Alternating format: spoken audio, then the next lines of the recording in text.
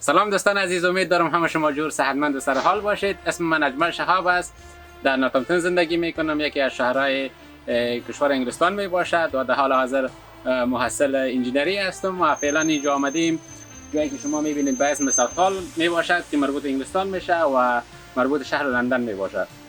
اینجا آمدیم امروز من خودم توشک میخواستم بگیرم. دکان افغانی ما آمدیم و خواستیم یک 4 دانه توشک بگیرم و یک 2 دانه هم بالشت و بعضی چیزهای دیگر.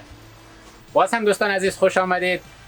اسمی که شما میبینید دکاندار کدام جایی که ما آمدیم توشک میگیرم، ایشان هم مربوط افغانستان میشود. پرسانش میکنیم که از کجا است و چند سال میشه در اینجا زندگی میکند. سلام علیکم کاکا جان. کاکا جان میخواستم بپرسم که شما مدت چند سال میشه در اینجا کار میکنید؟ ما مدت تقریبا 17-18 سال شده که اینجا کار میکنیم. ساوثهال هستیم. 17-18 سال، بله.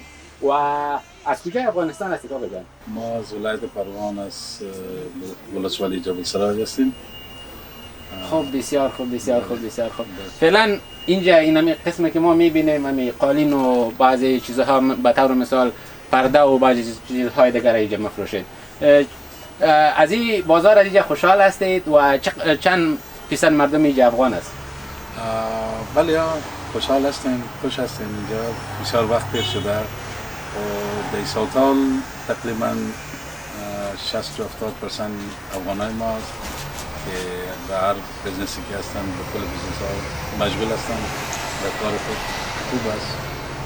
خب بسیار خوب، بسیار خوب. تشکر کاکا جان از اینکه به ما وقت دادید. بسیار زیاد تشکر. خوش باشید.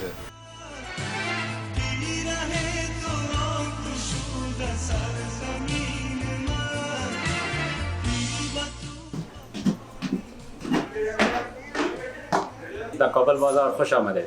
قسمی که شما میبینید اینجا دو دکان افغانی ما هستند که یکیش به اسم کابل اکسپرس که رستوران می باشد و دیگر فروشگاه کابل بازار می باشد. اگر شما هم در این نزدیکی ها هستید در ساوثهال که مربوط لندن می شود، اگر در اینجا هستید حتما بیایید از اینجا دیدار کنید.